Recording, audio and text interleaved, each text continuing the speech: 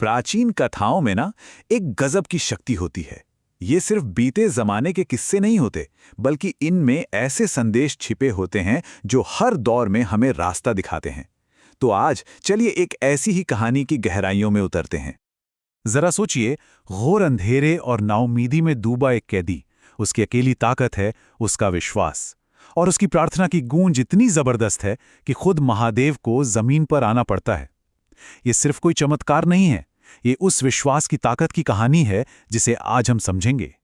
तो चलिए सबसे पहले उस जगह पर चलते हैं जहां ये सब हुआ। ये कथा है नागेश्वर ज्योतिर्लिंग की, जो भगवान शिव के 12 सबसे पवित्र प्रकाश स्तंभों में से एक है।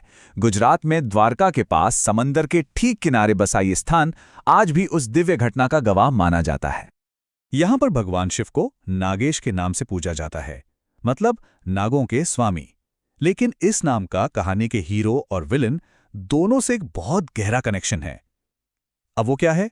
बस यही बात इस कहानी को और भी ज्यादा मजेदार बना देती है। कहते हैं ना, हर बड़ी कहानी एक बड़े संघर्ष से पैदा होती है, और इस कहानी का संघर्ष शुरू होता है दारुक नाम के एक राक्षस के आतंक से, जिसका खौफ एक काले साए की तरह हर तरफ फैला हुआ था। सोचकर देखिए, समंदर के किनारे एक घना जंगल, और वो था दारुक का गढ़। वो अपनी शैतानी ताकतों से क्या करता था? बेचारे बेकसूर यात्रियों को, शांत ऋषियों को बंदी बना लेता था, और फिर उन्हें ऐसी तकलीफें देता था जिसकी कोई कल्पना भी नहीं कर सकता। तो सीन कुछ ऐसा था, एक तरफ थी शांति और भक्ति, और दूसरी तरफ जुल्म और आतंक।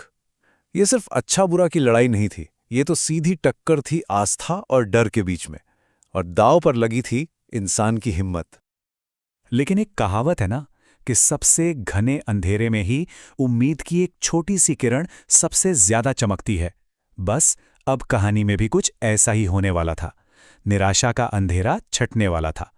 दारुक की कैद में जो अनगिनत लोग थे, उन्हीं के बीच एक और कैदी थे, भगवान शिव के एक बहुत बड़े भक्त, जिनका नाम था सुगंधेश्वर।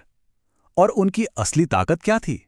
उनकी अटूट भक्ति, जो लोहे की किसी भी जंजीर से कहीं ज्यादा मजबूत थी। सोचिए, जहां चारों तरफ बस डर और चीख पुकार थी, वहां एक आवाज थी जो लगातार गूंज रही थी, ओम नमः शिवाय।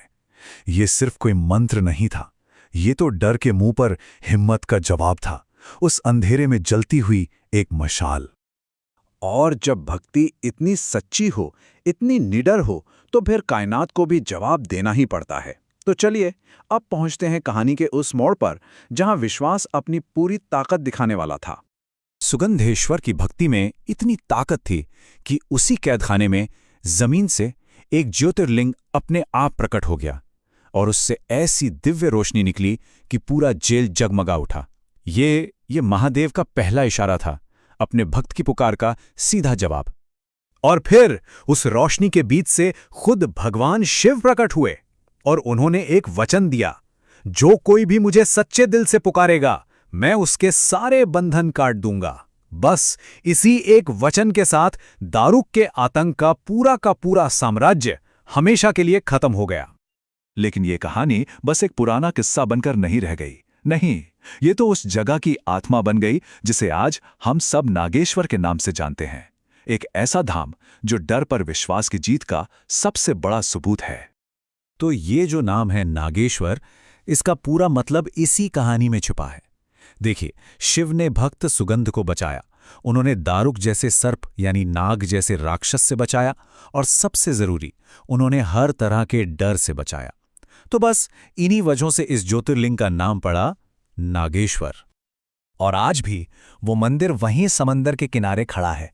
वहां शिव की एक बहुत बड़ी मूर्ति है, और जब समंदर की लहरें आकर उनके पैरों को छूती है ना, तो सच में ऐसा लगता है जैसे कुदरत आज भी उस कहानी को याद करके उनका अभिषेक कर रही हो।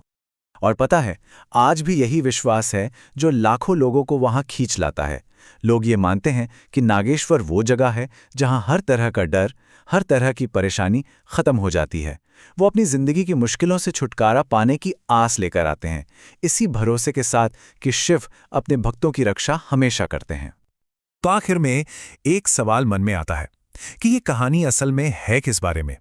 अटूट विश्वास की ताकत के बारे में, या फिर अपने अंदर के सबसे बड़े डर को जीतने के बारे में?